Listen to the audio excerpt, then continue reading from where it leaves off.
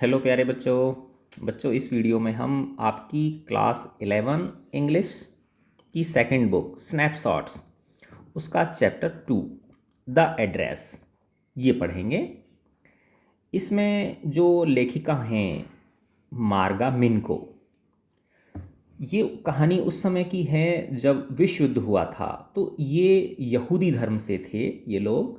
तो इन्हें जो जर्मनी के हिटलर थे उनके आतंक की वजह से जो हॉलैंड कंट्री है वहाँ से जो है ना उस शहर से इन्हें दूसरे शहर में पलायन करना पड़ा, जाना पड़ा। तो बहुत सारा जो सामान था इनके घर का, बहुत कीमती जो सामान था जिनसे इनकी यादें जुड़ी हुई थीं, वो इन्होंने एक दूसरी महिला के घर पे रख दिया। और भावना ये थी कि भाई बाद में जब ये युद्ध शांत हो जाएगा, सब चीज़ें सामान्य हो जाएंगी तो लौट के ये ले लेंगे। तो इनकी माँ ने, जो लेखिका हैं मार्गामिन को, इनकी माँ ने उस महिला का एड्रेस उनको दिया था। तो ये एड्रेस जो है ना, द एड्रेस, ये इसका नाम इसलिए है। तो लेखिका की जो माँ थी उन्होंने अपनी बिटिया को उनका एड्रेस दिया था उस महिला का, जो कि इनके घर का वो जो कीमती सामान था, है ना, जिससे इनकी बहुत प्यारी प्यारी यादें जुड़ी हुई थी, उन कि भाई जब समाप्त हो जाए तुम वहाँ से जाके इसे ले लेना। ठीक है। तो ये फिर बाद में अपना वो जो सामान था, बिलोंगिंग्स थी, उनको लेने जाती हैं। तो क्या क्या चीज़ें घटित होती हैं वही सब इसके अंदर बहुत बहुत ही जो है ना कोमल तरीके से, बहुत ही हार्ट वार्मिंग तरीके से बताया गया है इसमें। तो मैं शुरू करता हूँ। This short story is a poignant account, है ना। पॉइग्नेंट का मतलब होता है जिससे जो दिल को छू ले, है ना, heart touching, heart warming. Account यानी लेख, लेखा जोखा। ऑफ ए डॉटर, एक बिटिया का। Who goes in search of her mother's belongings, जो जाती है खोज में अपनी माँ के सामान की खोज में।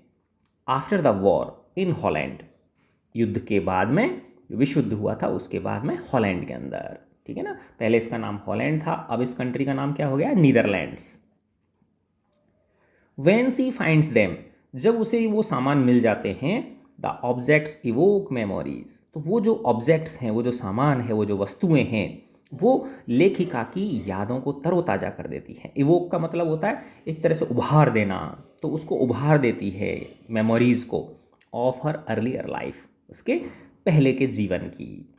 हाउएवर, यद्यपि, she decides to leave them all behind and resolves to move on, है ना। फिर भी वो डिसाइड करती है, जो लेखिका हैं मार्गामिन को, वो डिसाइड करती हैं कि चलो इसको छोड़ो यहीं पे ही, है ना।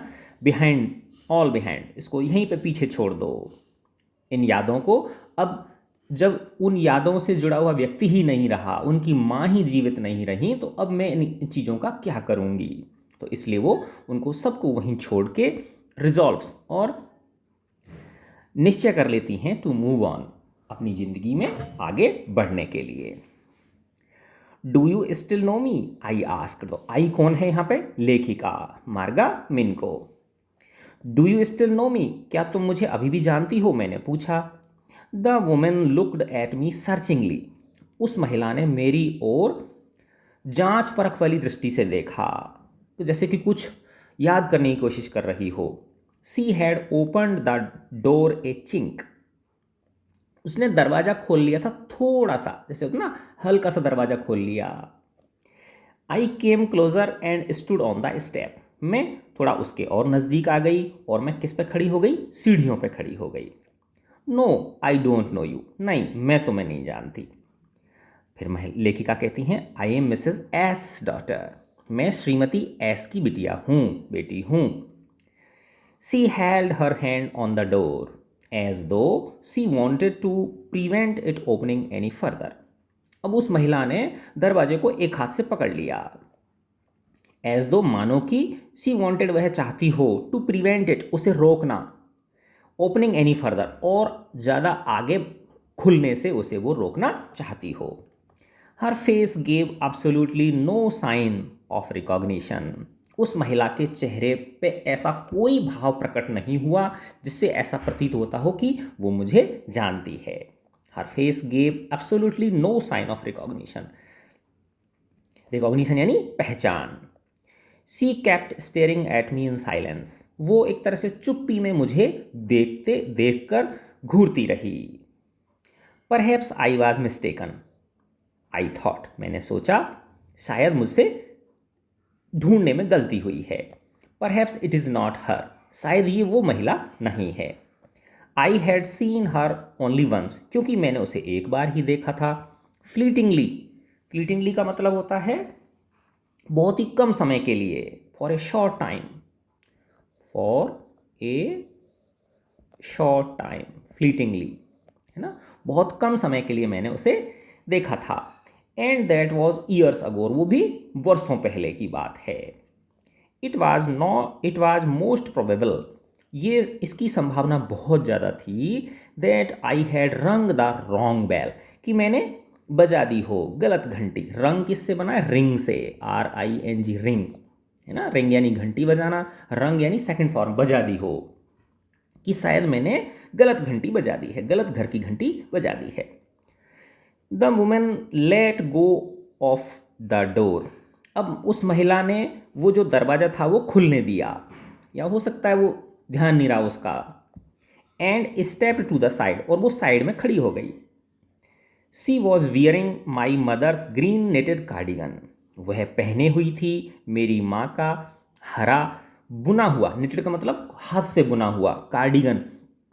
अब देखो बच्चों, कार्डिगन का मतलब होता है, एक तो देखो स्वेटर होता है ना, जिसको ऊपर से डालते हैं, सिर के ऊपर से डालते हैं और सिर के ऊपर होके ही उतारते हैं। एक होता है आगे की तरफ बटन लगे रहते हैं, तो बटन खोल के उसको पहन लेते हैं और बटन बंद करके उसको बंद कर लेते हैं। तो ऐसे को क्या बोलते हैं हम? उस स्वेटर को कार्डिगन बोलते हैं। तो वो जो महिला थी वो मेरी मम्मी का जो ग्रीन कलर का हाथ से बुना हुआ कार्डिगन था उसे पहने हुई थी। The wooden buttons were rather pale from washing, और जो उसके लकड़ी के बटन्स थे, है ना, कुछ डिज़ाइनर बटन्स होंगे, वो अपेक्षाकृत फीके पड़ गए थे। पेल का मतलब होता है फेड हो गए थे, वॉशिंग, धोने से। She saw that I was looking at the cardigan, उसने देखा कि मैं कार्डिगन को देख रही हूँ। And half hid herself again, और उसने दोबारा से अपने आप को आधा छिपा लिया, बिहाइंड द डोर, दरवाजे के पीछे। बट आई न्यू, लेकिन अब मैं जान गई थी, दैट आई वॉज राइट, कि मैं बिल्कुल सही जगह पे पहुंची हूँ। Well you know my mother, I ask, अच्छा ये बताओ क्या आप मेरी माँ को जानती हो? अब वो महिला कह रही है, हैव यू कम बैक, क्या आप लोग वापस आ गए? सैड द वुमन, महिला ने कहा। अब देखो मैंने बताया था ना आपको शुरुआत में, है ना, कि विशुद्ध जब हुआ था, ये लोग यहूदी धर्म से, ज्यूज जो होते हैं, है ना, वो थे। तो आपको पता ही है जो हिटलर था वो उनका जो यहूदी होते हैं उनका कट्टर विरोधी था, है ना। उसने व्यक्ति ने इन लोगों को इतना सताया था, बहुत सारे लोगों का नरसंहार करवा दिया था, ठीक है ना। तो इनको वो शहर छोड़ के जाना पड़ा।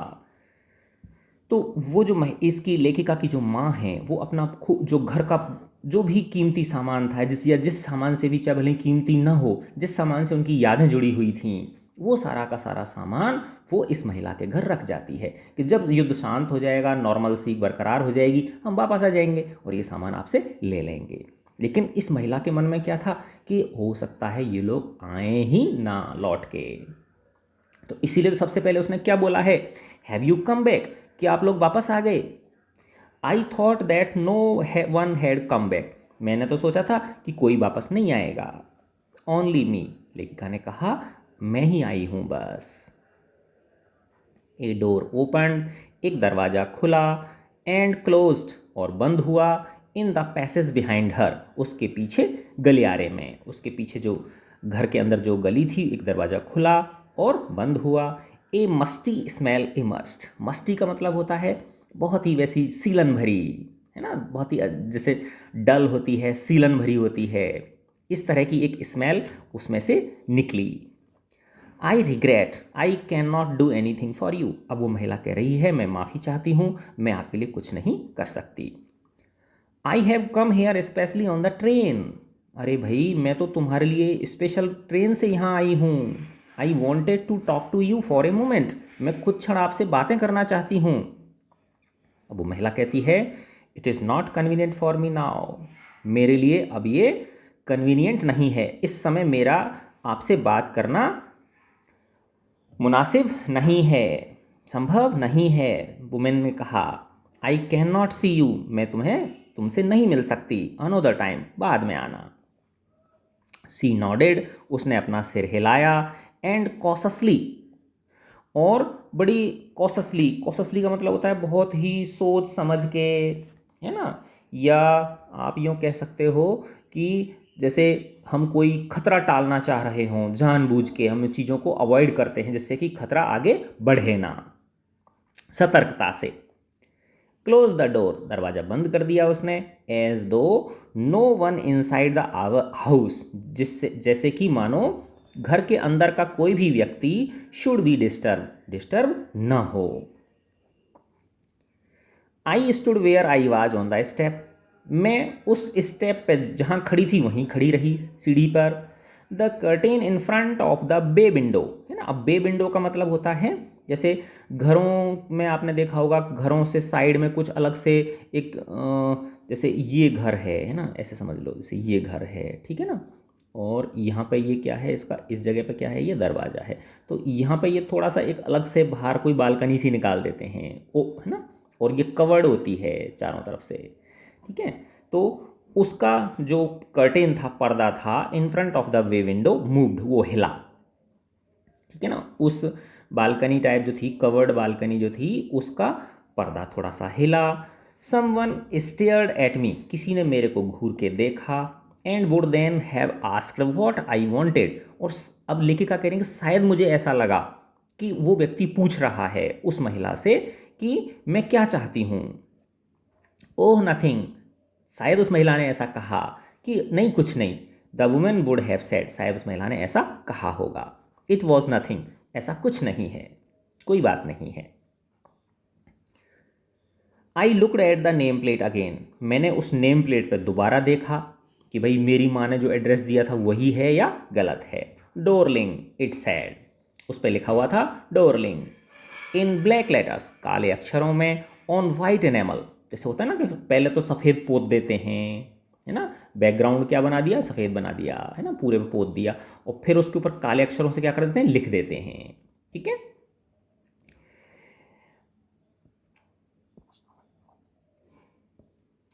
Darling it said in black letters on white enamel and on the jamb, है ना, जैम का मतलब होता है चौखट जो होती है ना, वो ए बिट हायर, और उस चौखट पर थोड़ा सा ऊपर द नंबर, उस पर नंबर लिखा हुआ था, नंबर 46, मकान नंबर क्या था, 46।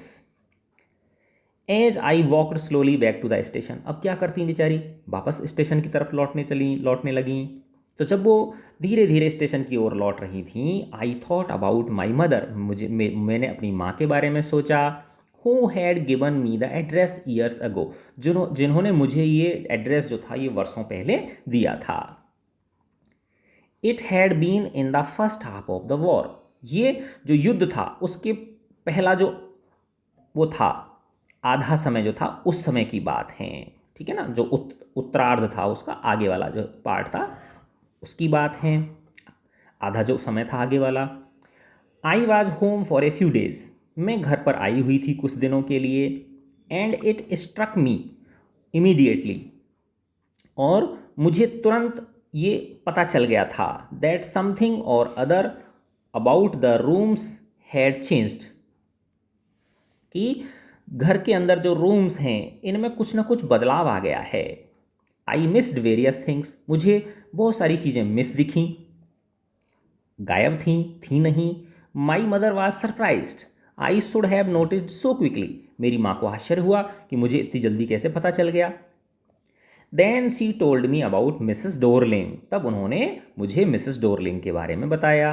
आई have never heard of her, मैंने तो पहले कभी सुना ही नहीं था इसके बारे में। बट अपेरेंटली, लेकिन ऐसा प्रतीत होता था, सी वॉज एन ओल्ड एक्वेंटेंस, वो पूर्व परिचित थी, पुरानी परिचित थी मेरी माँ की। Home she had not seen for years, जिससे कि वो वर्षों से नहीं मिली थी वर्षों से, यानी परिचित तो थी लेकिन इन वर्षों में उनका कोई कांटेक्ट नहीं हुआ हो। और she had suddenly turned up, लेकिन अचानक से ही वो प्रकट हो गई है ना, आ गई है।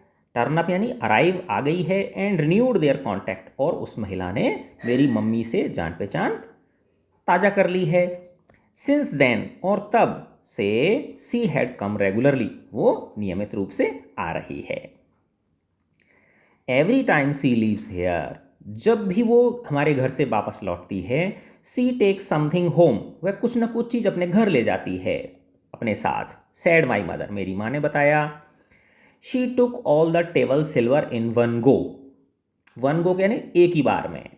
टेबल सिल्वर का मतलब होता है टेबल के ऊपर जो सिल्वर की चीज़ें लगी रहती हैं। सिल्वर की चीज़ें मतलब खाने पीने की जो चीज़ें होती हैं ना, बर्तन, चम्मच, कटोरी, गिलास, इस तरह के। जो बड़े लोग होते हैं वो चांदी के रखते हैं इनको, तो वो एक बार में ही जो कटलरी होती है उसको भर ले गई थी। And then the antique plates, antique का मतलब होता है जो सजावट के काम में आती हों। जैसे आपने देखा होगा कुछ कई लोग होते हैं ना, ड्राइंग रूम जो होता है घर का, उसमें तरह तरह की चीज़ें जो है ना सजा के रखते हैं उसको। तो ऐसे ही एंटिक, एंटिक माने वैसे विचित्र होता है, लेकिन यहाँ पे क्या अर्थ है, विशेष, दुर्लभ, है ना, पुराने ज़माने की, है ना, उनको एंटिक बोलते हैं हम लोग। तो एंड देन, और पहले तो वो टेबल सिल्वर ले गई, फिर उसके बाद में antique plates that hung there, जो वहाँ पर टंगी हुई थी, उन एंटिक प्लेट्स को भी वो ले गई। She had trouble lugging those large vases, है ना। अब बड़े बड़े वेसेस थे। वेसेस का मतलब होता है जैसे फूलदान होते हैं, गुलदान होते हैं, है ना, देखा होगा आपने इस तरह से, है ना, ऐसे जैसे ये सेब का इस तरह से यूँ, ठीक है ना, इनमें गमला वमला फूल वूल रख लेते हैं इस तरह से इनमें, है ना। तो ये बड़े बड़े जो है ना बिना हैंडल के, तो कांच के भी हो सकते हैं, है ना, या किसी और सिरेमिक मटेरियल होता है ना, उसके भी वो हो सकते हैं। तो सी हैड ट्रबल, उसको बड़ी दिक्कत हुई थी, परेशानी हुई थी। लगिंग यानी ले जाने में, उसको लगेज को ले जाने में, उन बड़े बड़े वेसेस को। एंड आई एम वरीड, और मुझे चिंता थी। She got a crick in her back from the crockery, क्योंकि उस भारी क्रॉकरी की को ले जाने में कहीं ऐसा ना हो उनकी कमर में चोट आ जाए, चोट आ जाए या खिंचाव आ जाए या झटका लग जाए, है ना, दर्द हो जाए ऐसे। तो लेखिका को ये चिंता थी। माई मदर सुक हर हेड पिटिंगली, मेरी माँ ने बड़ी दयापूर्वक अपना सिर हिलाते हुए कहा। I would never have dared, sorry, I would never have dared ask her, मेरी तो उससे कभी पूछने की हिम्मत ही ना हुई थी कि तुम ये मेरा सामान ले जाओगी क्या। She suggested to me it's herself, उसी ने मुझसे ये कहा था, मिसेस डोरलिंग ने ही मुझसे आगे से कहा था कि मैं तुम्हारा ये सामान ले जाऊंगी। सी इवन इंसिस्टेड, और यहाँ तक कि उसने जोर दे के कहा था कि देखो अगर तुम चले जाओगे पीछे से, अगर तुमने ये सामान यहीं छोड़ दिया तो कोई भी ले जाएगा चोरी करके इसको, है ना, या नष्ट हो जाएगा जैसे भी। She wanted to save all my nice things, क्योंकि वो मेरी उन सब सुंदर सुंदर चीज़ों को बचा के रखना चाहती थी।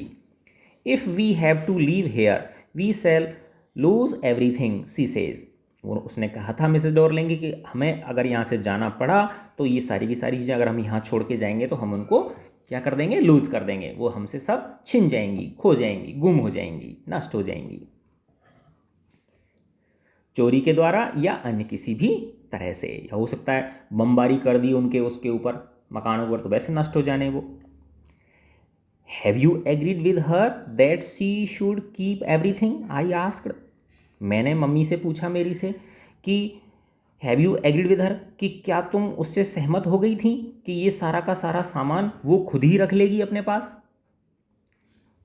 अर्थात ये ऐसे भी हो सकता है कि बाय द वे हम नहीं आए तो क्या वो रख लेगी इतना सारा सामान, खुद के पास ही रख लेगी, या ऐसा तो नहीं कहीं वो बाद में लौटाने से मना कर दे, शायद ये ऐसा कहना चाहते हो।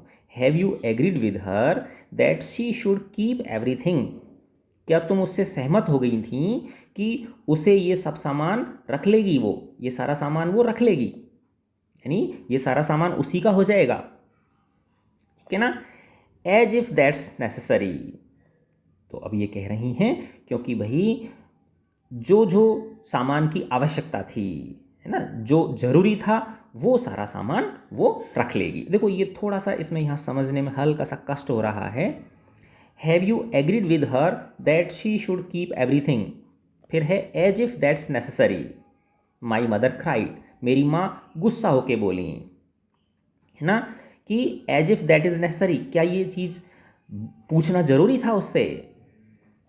It would simply be an insult to talk like that. उसकी माँ कह रही है कि इस तरह से उससे बात करना उसकी इंसल्ट होती है ना। तो कहने का मतलब ये है बच्चों कि ये जो लेखिका हैं वो अपनी मम्मी से पूछ रही हैं कि तुमने उससे अच्छी तरह से बात तो कर ली है ना, ऐसा ना हो कहीं बाद में ये लौटाए ही ना, मना कर दे, फिर जाए कि नहीं मैं तो नहीं लौटा रही। शायद ये ऐसा कहना चाह रहे हैं, है ना। तो अब उसकी माँ, गुस्सा आ गया उनकी माँ को, तो कह रही है कि ये बात कोई पूछने की होती है क्या, ऐसे है ये, ठीक है ना। यस, क्योंकि देखो ये इंग्लिश लोग हैं तो हमें इनकी बातों का क्या निकालना होता है, भाव निकालना होता है। And think about the risk, और उसकी माँ कह रही है कि देख सोच तो सही कितनी रिस्क है उस बेचारी के लिए। सी इज़ रनिंग, जो उठा रही है वो, कितनी रिस्क उठा रही है वो। Each time she goes out of a door, हर बार जब भी वो हमारे घर से ये सामान लेके जाती है तो कितना रिस्क उठा रही है, ये भी तो देख।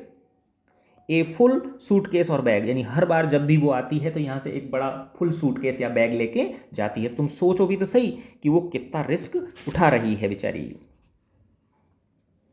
माई mother seemed to notice that I was not entirely convinced, मेरी माँ को प्रतीत हो गया था कि मैं उनकी बातों से पूरी तरह से संतुष्ट नहीं हूँ, कन्विंस नहीं हूँ। सी लुक्ड एट मी रीप्रूविंगली, उन्होंने मेरी ओर थोड़ा गुस्से से देखा, है ना। रीप्रूविंगली का मतलब होता है जैसे कि कोई व्यक्ति हमारे मूर्खतापूर्ण व्यवहार से क्या हो रहा हो, थोड़ा गुस्सा हो रहा हो। And after that we spoke no more about it, और उसके बाद में हमने इस विषय पर चर्चा नहीं की। मीन वाइल, इसी दौरान I had arrived at the station, मैं स्टेशन पे आ चुकी, क्योंकि ये सोचती जा रही हैं रास्ते में, जब लौट के जा रही है ना उस महिला के घर से, उसने मना कर दिया था कि मैं नहीं आपसे मिल सकती। Without having paid much attention, मैंने कोई भी अटेंशन नहीं दिया था। Two things on the way, रास्ते में जो भी चीज़ें थी, क्योंकि उन सब चीज़ों से उनकी यादें जुड़ी हुई थी, क्योंकि उनका लेखिका का जो बचपन था वो वहीं पे बीता था।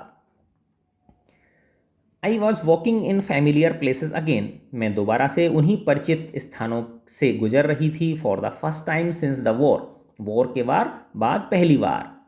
But I did not want to go further than what was necessary, लेकिन मैं और जितना आवश्यक था उससे ज़्यादा दूर नहीं जाना चाहती थी। ऐसा नहीं कि भाई ये भी देख लूँ ये भी देख लूँ, यहाँ आई हूँ तो, है ना। लेकिन वो कह रही हैं कि जितना मुझे स्टेशन तक जाना था तो बस मैं वहीं तक गई। I did not want to upset myself, क्योंकि मैं अपने आप को अपसेट नहीं करना चाहती थी, परेशान नहीं करना चाहती थी।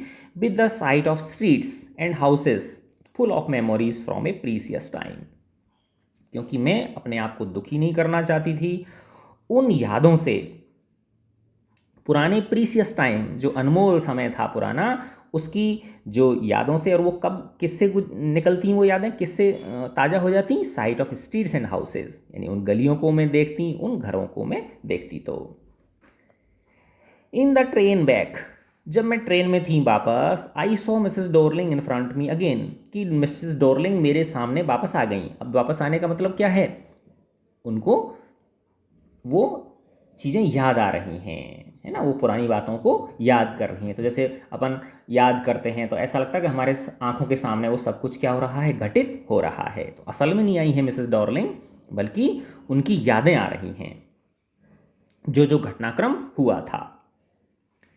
As I had the first time I met her, जब मैं पहली बार उससे मिली थी उस समय की लेखिका को याद आ रही है।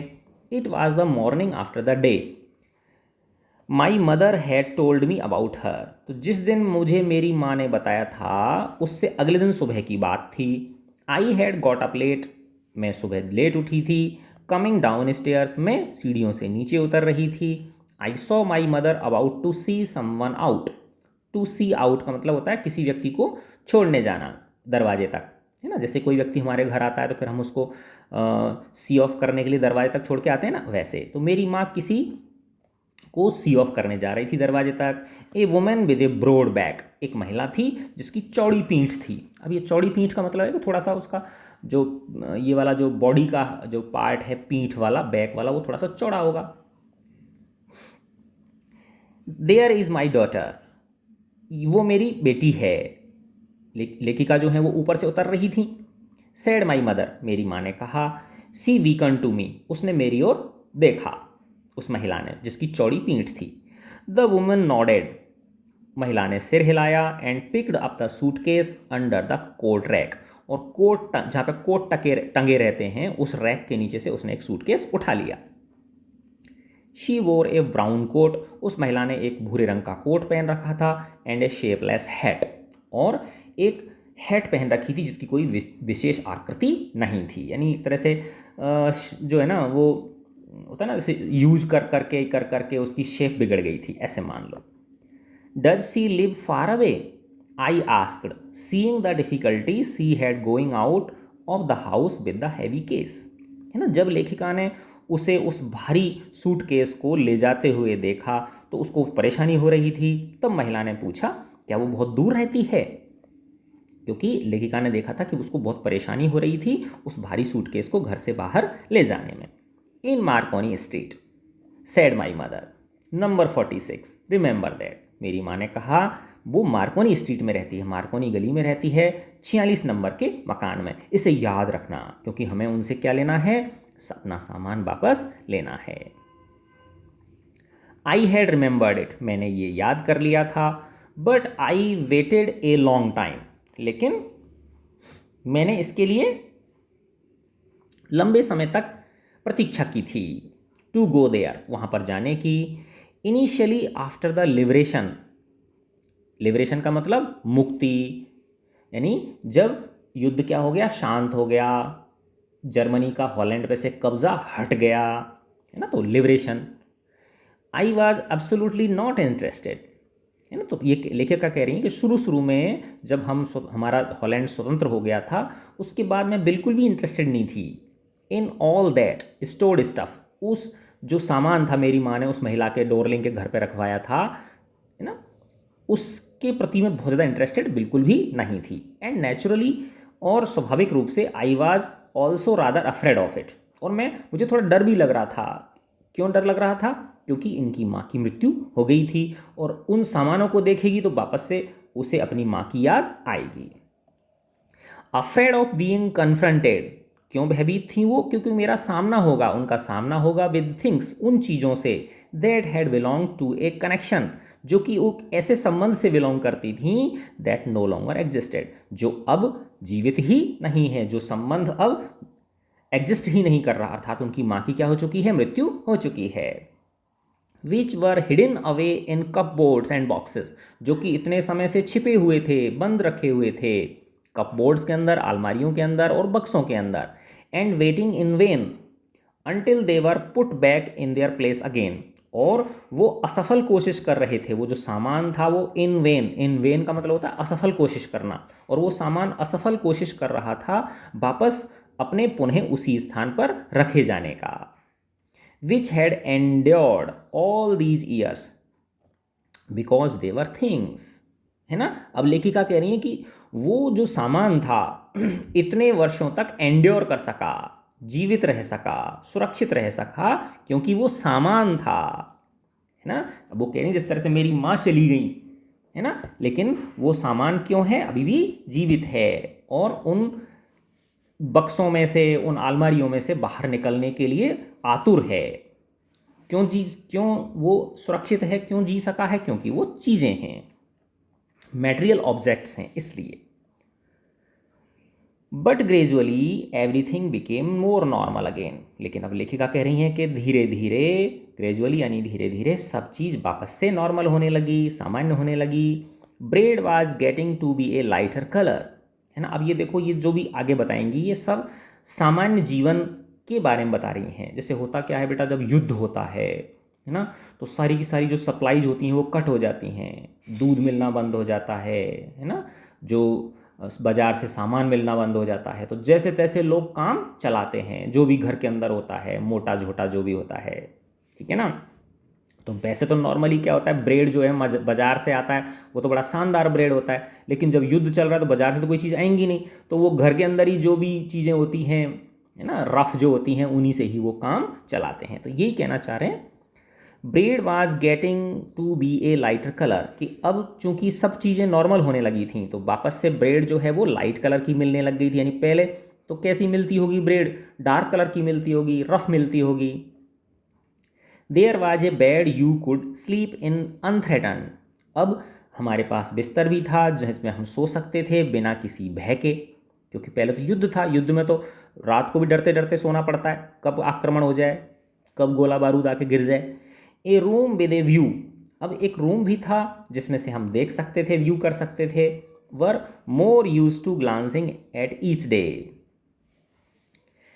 ए room with a view you were more used to glancing at each day. जैसे कि नॉर्मली क्या होता है, हम कमरे में से बाहर देखते हैं, है ना, लेकिन जब युद्ध चलता है तो सब खिड़कियां दरवाजे क्या रखते हैं, बंद रखते हैं। तो वापस से वो रूम मिल गया था जिससे कि हम बाहर झांक सकते थे। तो ये सब चीज़ें क्या होने लगी थी, नॉर्मल होने लगी थी युद्ध के बाद। And one day I noticed, और एक दिन मैंने नोटिस किया, आई वॉज क्यूरियस, मैं उत्सुक थी, मेरे मन में इच्छा जाग चुकी थी, अबाउट ऑल द पजेशंस, उन सब चीज़ों के बारे में, है ना, उन सब वस्तुओं के बारे में, that must still be at that address, जो अभी भी उस एड्रेस पे होनी चाहिए। 46 जो मकान नंबर था मार्कोनी स्ट्रीट में। अब ये लेखिका और ये लोग दूसरे शहर में चले गए हैं पलायन करके, तभी तो वो ट्रेन से आई है वहाँ तक। तो अब कह रही हैं कि जब पहले तो उनकी इच्छा नहीं थी बिल्कुल ही, है ना, कि जब युद्ध समाप्त हो गया तो उनकी माँ ख़त्म हो गई, तो उन्होंने कहा कि जब मैं वापस देखूंगी तो मेरी जो है ना ये यादें मुझे दुख पहुंचाएंगी। लेकिन होता है ना, समय जब आगे आगे बढ़ता है तो आदमी का दिमाग भी चेंज होता है। तो वैसे ही बाद में जब नॉर्मल सी और बढ़ गई तो उनको एक तरह से उत्सुकता जाग उठी उनके कि मैं एक बार जाके वो सामान देखूं। I wanted to see them touch and remember, मैं उस सामान को देखना चाहती थी, उन बिलोंगिंग्स को, उन पजेशंस को मैं देखना चाहती थी, टच करना चाहती थी और याद करना चाहती थी। After my first visit in when, चूंकि मेरी पहली जो विजिट थी वो असफल हो गई थी, to Mrs Dorling's house, Mrs Dorling के घर की जो मेरी पहली विजिट थी, वो महिला ने मना कर दिया था ना कि अगली बार आना, तो वो मेरी फेल हो गई थी विजिट। तो इस बार I decided to try a second time, मैंने एक बार फिर दोबारा से ट्राई करने का सोचा। Now a girl about 15 open the door, अब इस बार एक 15 वर्ष की बच्ची ने दरवाज़ा खोला मेरे लिए। I asked her if her mother was at home, मैंने उससे पूछा क्या मम्मी हैं घर पर। नो शी सेड, उसने कहा नहीं वो तो नहीं है। My mother is doing in errand, errand का मतलब होता है बच्चों ये जो है ना एरेंड, एरेंड का मतलब होता है जैसे कोई व्यक्ति हमसे कोई काम करवाए, ठीक है ना भाई, जैसे घर के अलावा कोई दूसरा व्यक्ति हो, जैसे कहते हैं ना कई बार काका ताऊ होते हैं, वो कहते हैं बेटा बाजार जो है ना दुकान पर जाके बीड़ी का बंडल ले आ, है ना इस तरह से, तो वो एरेंड हो गया, यानी कोई भी काम जो हम दूसरों के लिए करते हैं, है ना, और जिसके हमको क्या नहीं मिलते हो, पैसे नहीं मिलते हो, छुटपुट काम। तो उसने कहा मेरी माँ जो है ना कोई यहीं पास में ही किसी काम से गई हुई हैं। No matter I said I will wait for her, उसने लेखिका ने कहा कोई बात नहीं मैं उनका इंतजार कर लूँगी। I followed the girl along the passage, अब उस लड़की ने दरवाज़ा खोल दिया था, अब वो पैसेज में जो क्या नाम है वो होगा उसका बरामदा होगा, उसमें वो जा रही है और लेखिका उसके पीछे पीछे जा रही है। And old fashioned iron Hanukkah candle holder hung next to mirror, अब देखो ये लेखिका उनके घर में घुस गई, तो अब घर के अंदर बताया था ना कि वो महिला उनके घर का सारा सामान अपने घर में ले आई थी, तो अब उस घर में वो सारा सामान ये महिला देखेगी, ये जो लेखिका हैं वो देखेंगी और उन्हें वो पुरानी चीज़ें याद ताज़ा हो जाएंगी। तो ये जो हनुका है, ये देखो ये फर्स्ट लिखा हुआ है ना ये 1, तो आपकी किताब में ये देखो नीचे नीचे लिखा हुआ हनुका क्या होता है। The feast of lights a Hebrew festival in December, यानी दिसंबर के अंदर एक हिब्रू एक जाति होती है ना, उसका एक त्यौहार है ये, और वो उस त्यौहार में क्या होता है कैंडल लाइट्स जला के दावत दी जाती है, ठीक है ना। तो वो कैंडल होल्डर है एक्चुअली में, कैंडल स्टैंड मान लो ये हनुका त्यौहार पे एक कैंडल स्टैंड था, हनुका त्यौहार वाला एक कैंडल स्टैंड था, हंग नेक्स्ट टू द मिरर, जो कि दर्पण के पास में ही टंगा हुआ था। We never used it because it was much more cumbersome than a single candlestick, अब ये कह रही हैं कि हमने उसे कभी काम में नहीं लिया था, हमने तो उसको रख ही रखा था, क्योंकि वो जो है ना बहुत भारी था। कम्बरसम का मतलब क्या होता है, लार्ज एंड हैवी, जिसको कैरी करना क्या हो, डिफिकल्ट हो। Then a single candlestick, तो हम तो क्या है अलग अलग कैंडलस्टिक जला के ही काम चला लेते हैं, यानी उसको यूज़ हम नहीं करते क्योंकि वो बहुत भारी था, लेकिन उन्होंने टांग लिया था उसको। होता है ना भाई, कुछ लोगों को शौक होता है, क्योंकि वो असल में तो उतनी चीज़ें, लग्जरियस चीज़ें वो अफोर्ड कर नहीं सकते, लेकिन वो जब कहीं दूसरी जगह से आ जाती हैं तो वो सब चीज़ों को यूज़ करते हैं। अब वो लड़की कह रही है want you sit down asked the girl. उस लड़की ने पूछा क्या आप बैठोगी नहीं।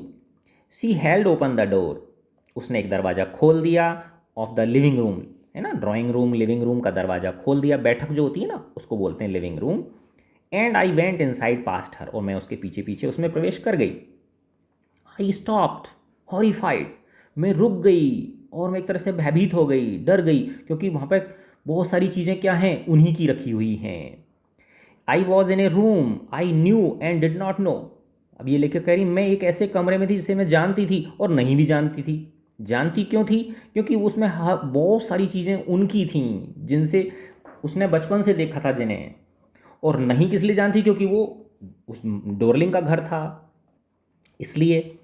I found my self in midst of things, मैंने अपने आप को उन चीज़ों के बीच पाया। मिडस्ट का मतलब होता है मध्य, उनके बीच पाया। I did want to see again, जिन्हें मैं दोबारा देखना चाहती थी। But which oppressed me in the strange atmosphere, लेकिन उन्होंने मुझे एक विचित्र परेशानी में डाल दिया। एक विचित्र जो वातावरण था उसमें मैं ऑप्रेस फील करने लगी, स्ट्रेंज फील करने लगी, एंग्जाइटी फील करने लगी, परेशानी फील करने लगी। और बिकॉज ऑफ द टेस्टलेस वे, या हो सकता है किस वजह से, कि उन्होंने बहुत ऊट पटांग तरीके से उनको लगा रखा था घर के अंदर। होता है ना बेटा, जब दूसरे जो है ना वो उनको चीज़ें, देखो ऐसा होता है जिन चीज़ों को हम अपनी मेहनत से कमाते हैं तो उनकी हम सार संभाल भी उसी तरह से करते हैं, और जिसको फ्री की मिल जाती है तो वो तो फिर उसको वैसे यूज़ करेगा। होता है ना, हाँ। और because of the tasteless way everything was arranged, या हो सकता है मैं किस लिए ऑप्रेस्ड फील कर रही थी उस विचित्र वातावरण में, कि उनको उन चीज़ों को इतना बेतरतीब तरीके से, बहुत ही टेस्टलेस तरीके से उनको अरेंज किया हुआ था। Because of the ugly furniture, या हो सकता है मैं क्यों ऑप्रेस फील कर रही थी, क्योंकि बहुत ही गंदा फर्नीचर था उनके घर। और द मगी स्मेल, या हो सकता है मैं ऑप्रेस्ड इसलिए फील कर रही थी कि वहाँ बहुत सीलन भरी एक अजीब सी गंदी स्मेल उस कमरे घर में से आ रही थी। दैट हंग देयर, जो उस घर के अंदर लटकी हुई थी। लटकी इधर से स्मेल का लटकने का मतलब क्या है, चारों तरफ से एक फाउल स्मेल उस घर में से सीलन की सी आ रही थी। I don't know but I scarcely dare to look around me, मैं नहीं जानती लेकिन मेरी हिम्मत नहीं हो रही थी अपनी नज़रें चारों तरफ दौड़ाने की, घुमाने की। The girl moved a chair, उस लड़की ने एक कुर्सी खींच ली। आई सेट डाउन, मैं बैठ गई। And stared at the woollen table cloth, और मैं अब वुलन ऊन के उस टेबल क्लॉथ, टेबल के ऊपर ढकने का एक कपड़ा होता है ना, उसको मैं देखने लगी, घूरने लगी, ध्यान से देखने लगी। आई रब्ड इट, मैंने उसे रगड़ा। My fingers grew warm from rubbing, मेरी जो उंगलियां थीं वो गर्म हो गईं क्योंकि वो ओरिजिनल था उनके घर का। I followed the lines of the pattern, मैंने उस डिज़ाइन के ऊपर अपनी जो लाइंस थी उनको आगे, है ना, जैसे उस डिज़ाइन के पे जैसे इस तरह की डिज़ाइंस होती हैं ना यूँ, तो लेखिका इस तरह से आगे बढ़ती चली गई उस पर डिज़ाइंस पे अपनी उंगलियां फेरती हुई। और somewhere on the edge there, और कहीं किसी किनारे पे पहुंच के, उनको पता था, उस लेखिका को पता था कि ये जो हमारा टेबल क्लॉथ है ये एक कोने पे, एक किनारे पे जला हुआ है। तो वो देखना चाह रही थी कि ये वही है या नहीं है। वैसे तो उसे लग रहा था कि जिस तरह से उसने उंगली रगड़ के देखा तो गर्मी आ गई थी उसकी उंगली में कि ये है तो हमारा ही, लेकिन फिर भी वो कन्फर्म करना चाह रही थी। तो somewhere on the edge there, किसी, हाँ, कहीं किनारे पर, there should be a burn mark, उस पर एक जले हुए का निशान होना चाहिए। That had never been repaired, और वो था जिसे उन्होंने कभी रिपेयर नहीं किया था, उसकी मरम्मत नहीं की थी। My mother will be back soon sad the girl, लड़की बोली मेरी माँ जल्दी ही लौटने वाली होंगी। I have already made tea for her, मैंने पहले ही उनके लिए चाय बना के रख ली है। Will you have a cup, क्या आप एक कप चाय पियोगी? थैंक यू, मैंने कहा धन्यवाद। आई लुकड अप, मैंने ऊपर देखा। The girl put cups ready on the tea table, उस लड़की ने टी टेबल के ऊपर कप्स को तैयार कर लिया था। She had a broad back, उसकी भी चौड़ी पीठ थी, जैसे उसकी माँ की थी तो वो तो होता ही है। मैया जैसी बेटी, चूल्हे जैसी रोटी। मजाक कर रहा हूँ, है ना, ऐसे गाँव में चढ़ाते हैं, है ना। जस्ट लाइक हर मदर, अपनी माँ की तरह उसकी चौड़ी पीठ थी। She poured tea from a white pot, उसने एक वाइट सी पोर्ड टी, उसने चाय डाली, फ्रॉम ए वाइट पॉट, एक सफ़ेद बर्तन में से। All it had was gold border on the lid, lid यानी ढक्कन, उसके ढक्कन पर एक गोल्ड बॉर्डर था। आई रिमेंबर्ड, मुझे याद आया सब कुछ। शी ओपनड ए बॉक्स, उसने एक बॉक्स खोला। And took some spoons out, और उसमें से कुछ चम्मच उसने बाहर निकाली।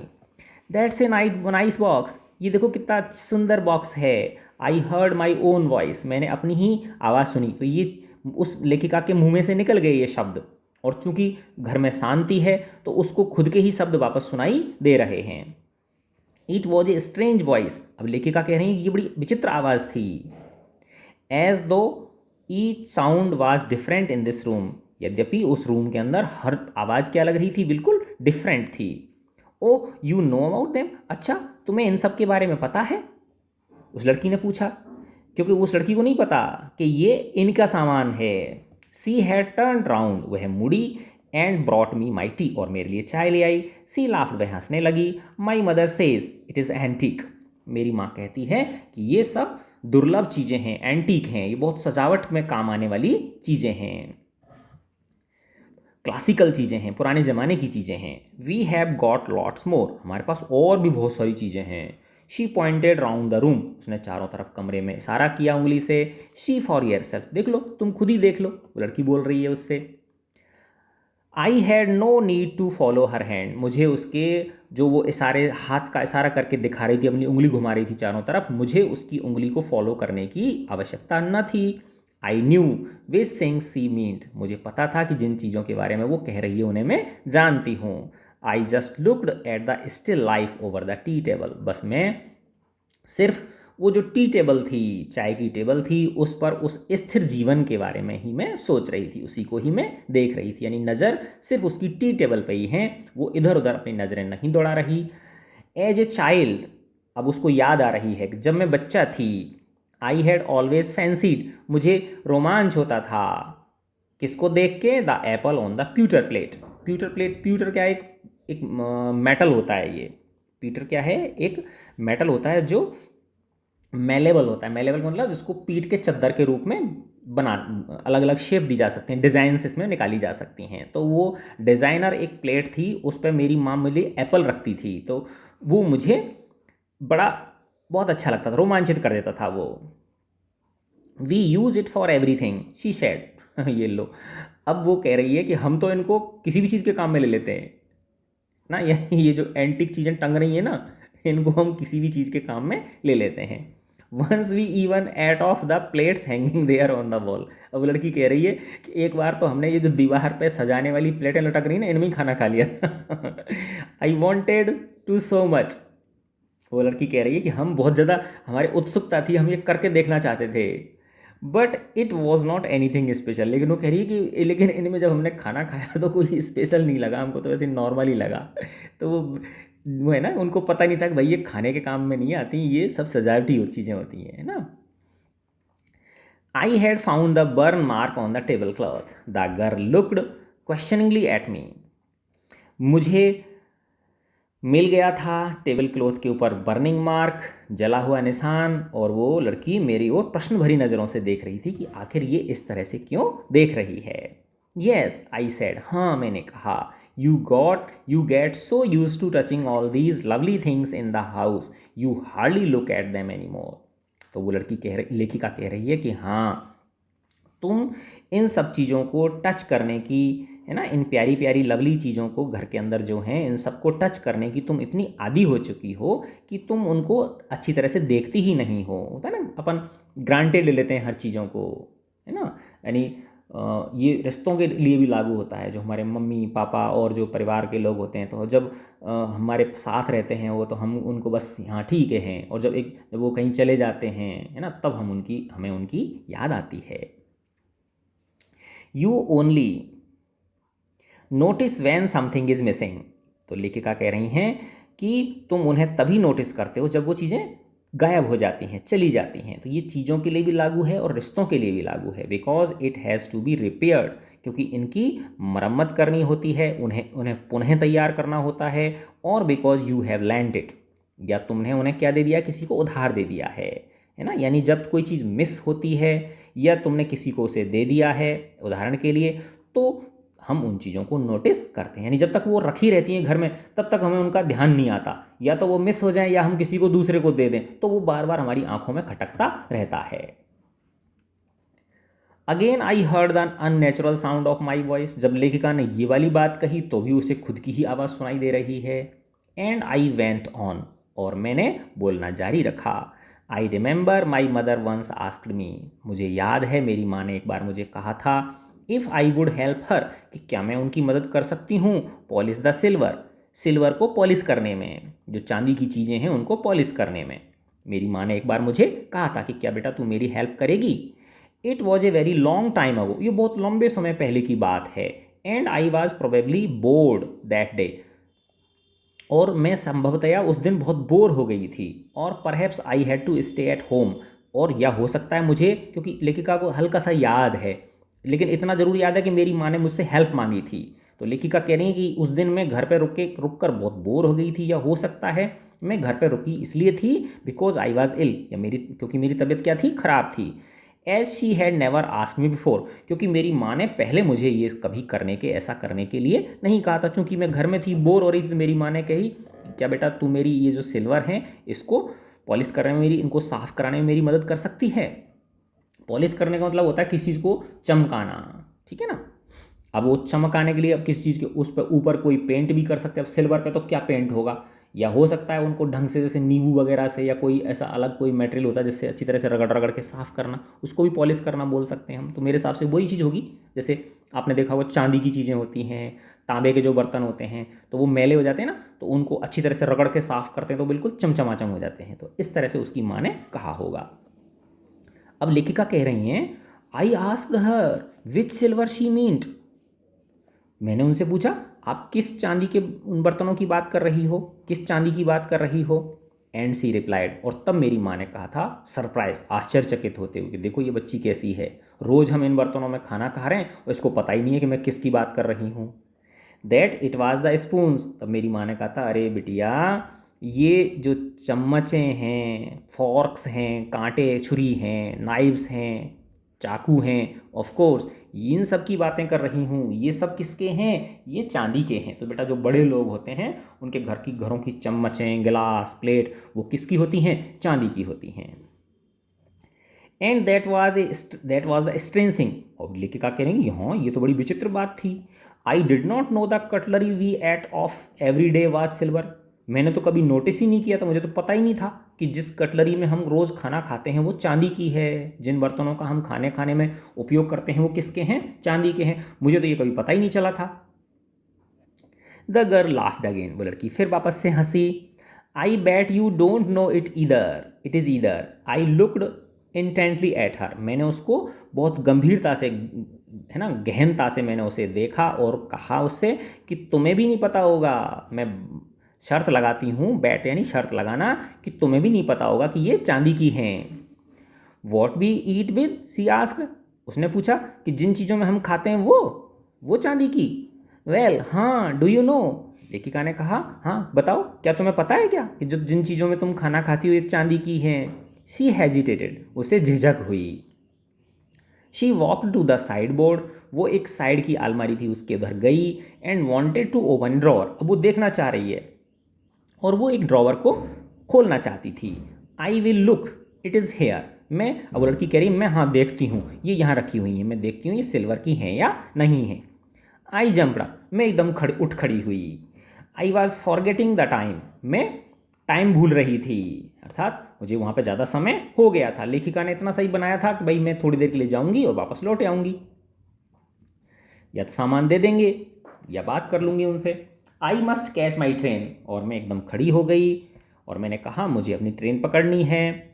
She had her hand on the drawer, अब उसने अपना हाथ उस ड्रॉअर पर रख रखा था क्योंकि वो खोलना चाह रही थी ना, देखना चाह रही थी कि चांदी की है या नहीं है। Don't you want to wait for my mother, वो लड़की बोली, उसका हाथ एक ड्रॉवर पर रखा हुआ है, क्या तुम मेरी माँ की वेट नहीं करोगी? नो आई मस्ट गो, नहीं मुझे जाना होगा। I walk to the door, मैं दरवाजे की ओर चली। The girl pulled the drawer, लड़की ने वो ड्रॉवर खोली, खींची। I can find my own way, और वो लड़की कह रही है, या ये कह रही है, मैं अपना रास्ता खुद ढूंढ लूँगी, या जो है ना, अब ये पता नहीं क्या चीज़ है। आई कैन फाइंड माई ओन वे, मैं अपना रास्ता खुद ढूंढ लूँगी, है ना। अब या तो ये इस लड़की ने कहा है ना, या इस महिला ने कहा है, ठीक है ना। As I walk down the passage, है ना, इसलिए इसमें कोई एक आध लाइन अगर रह जाए ना बेटा, ज़्यादा चिंता करने की जरूरत नहीं है ना। अब तुमने हज़ारों लाइन सीख ली और एक लाइन पे अटक के रह गए, और इसका मतलब जब तक नहीं आएगा तब तक मैं आगे नहीं बढ़ूंगा, तो ये कोई अच्छी बात शायद नहीं है। ठीक है, कोशिश करो, तुम भी करके देख लेना, इसका क्या मीनिंग निकाल सकते हो तुम लोग, है ना। मैंने बताया ना बेटा, ये विदेशी कल्चर है ना, ये हमारी में और इनकी में थोड़ी सी क्या है। और जो लेखक होता है ना, जिस समय वो लिखता है, पता नहीं क्या क्या भाव होते हैं उसके मन में, है ना, उस समय वो क्या फीलिंग्स होती हैं उसको, तो उनको लिख देता है वो। तो हम लोगों को जितना हम बेस्ट से बेस्ट जितना समझ सकते हैं, बहुत अच्छी बात है। नो आई मस्ट गो, नहीं मुझे जाना होगा। I walk to the door, मैं दरवाजे की ओर चली। The girl pulled the drawer open, I can find my own way. तो ये हो सकता है वो लड़की कह रही है, माँ मैं अभी ढूंढती हूँ, देख लेती हूँ ये कि असली चांदी की हैं या नहीं है। As I walk down the passage, जब मैं उस बरामदे में होके जा रही थी, I heard the jingling of spoons and forks. अब उस लड़की ने खोल दिया ना, वो ड्रॉवर खोल दिया, तो मुझे सुनाई दी झनझन की आवाज़, चम्मचों की और फॉर्क्स की, कांटों की। At the corner of the road, सड़क के किनारे पर। I looked up at the name plate, मैंने उस नेम प्लेट की ओर देखा। बाहर निकल गई लेखिका, घर के बाहर आ गई, कोने पे आ गई, सड़क के कोने पे, और वापस से मुड़ के देख रही हैं मार्कोनी स्ट्रीट, गली का नाम लिखा हुआ था मार्कोनी स्ट्रीट। इट्स सैड का मतलब लिखा हुआ था वहाँ पर। I had been at number 46, मैं नंबर 46 पर थी। The address was correct, address बिल्कुल सही था, वही स्थान वही जगह था, बिल्कुल करेक्ट एड्रेस था, और मैं करेक्ट घर में पहुंची थी। बट नाउ, लेकिन अब, I did not want to remember it any more, लेकिन अब मैं इस एड्रेस को और आगे ज़्यादा याद नहीं रखना चाहती थी। I would not go back there because, मैं अब वहाँ वापस नहीं जाना चाहती थी। बिकॉज, क्योंकि the object that are linked in your memory, क्योंकि जो तुम्हारी यादों में जो वस्तुएं लिंक होती हैं, जुड़ी हुई होती हैं, with the familiar life of former times, पहले के परिचित पूर्व समय की यादें, जो प्यारी प्यारी यादें जुड़ी होती हैं, इंस्टेंटली लूज देयर वैल्यू, वो तुरंत अपनी महत्व खो देती हैं। वैन, जब, सीवियर्ड फ्रॉम देम, जब जिस व्यक्ति की वो यादें हैं वही आपसे बिछुड़ जाता है। यहाँ पे यही बात है ना कि जो लेखिका हैं, इनकी माँ है ना की डेथ हो चुकी है, तो ये कह रही है जिस व्यक्ति से ये यादें जुड़ी हुई हैं वो व्यक्ति ही नहीं रहा, तो इन ऑब्जेक्ट्स का मैं क्या करूँगी, है ना। सीवियर्ड फ्रॉम देम, जो क्या हो गया हो, आपसे अलग हो गया हो, हट गया हो, कट हो गया हो। You see them again in strange surroundings, और जब तुम उनको एक विचित्र वातावरण में उन चीज़ों को देखते हो, तो हमारी इच्छा नहीं होती है, हम उनसे कांटेक्ट हटाने का प्रयास करते हैं। एंड व्हाट शुड आई है, अब लेखिका अपने मन को समझा रही हैं, और मैं आखिर करूँगी क्या विद देम, उन चीज़ों का, इन ए स्मॉल रेंटेड रूम, क्योंकि मेरा तो एक छोटा सा किराए का कमरा है। Where the shreds of blackout paper, अब देखो यहाँ पे श्रेड्स का मतलब होता है जो है ना धारियाँ होती हैं ना, श्रेड्स का मतलब क्या होता है, धारियाँ, है ना। स्ट्रिप्स जैसे होती है ना, इस तरह से स्ट्रिप्स होती हैं। तो उस समय युद्ध वाली चीज़ थी, तो युद्ध के टाइम पे क्या होता है, खिड़की दरवाजे उनमें इस तरह से काली स्ट्रिप्स लगा देते हैं, जिससे कि घर के अंदर का प्रकाश बाहर तक नहीं जाए, बिल्कुल उनको पैक करके रखते हैं, ठीक है ना। तो वो कह रही कि मेरा एक छोटा सा किराए का कमरा था, जिसमें कि shreds of blackout paper, black out paper मतलब काले पेपर उन पर चिपका हुआ था, काले पेपर की धारियाँ चिपकी हुई थी या लटक रही थी। Still hung along the Windows, खिड़कियों पर अभी भी वो काले रंग की पट्टियाँ लटकी हुई थीं, जिससे कि प्रकाश बाहर न जा सके। कोई जो युद्ध के समय पे जो दूसरे देश के जो विरोधी देश है उसके सैनिक क्या नहीं कर सकें, बमबारी न कर सकें।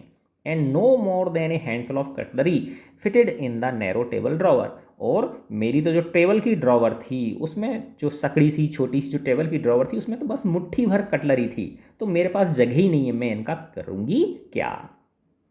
तो इस तरह से लेखिका ने अपना मन समझा लिया। I resolve to forget the address, मैंने निश्चय कर लिया कि मैं अब इस एड्रेस को भूल जाऊंगी। All of all the things, उन सब चीज़ों में से, आई हैड टू फॉरगेट, जिन्हें मुझे भूलना है, that would be the easiest, ये सबसे आसान होगा, है ना। अब देखो इतनी सारी चीज़ें हैं, तो इतनी सारी चीज़ों को भूलने के बजाय क्या चीज़ भूलना आसान है, एड्रेस को ही भूल जाओ, है ना। तो लेखिका अपने मन को समझा रही हैं, क्योंकि जब मुझे एड्रेस ही याद नहीं रहेगा तो मुझे वहाँ पे मैं सोचूंगी नहीं वापस जाने का, ठीक है ना। तो इतनी सारी चीज़ों को भूलने के बजाय एड्रेस को भूलना ही ज़्यादा श्रेयस्कर है। तो बच्चों मैं आशा करता हूँ ये वीडियो आपको पसंद आया होगा। अच्छा लगा बच्चों तो लाइक कीजिए और मुझे कमेंट करके बताइए, अपने फ्रेंड्स के साथ शेयर कीजिए। खुश रहिए। गॉड ब्लेस यू प्यारे बच्चों।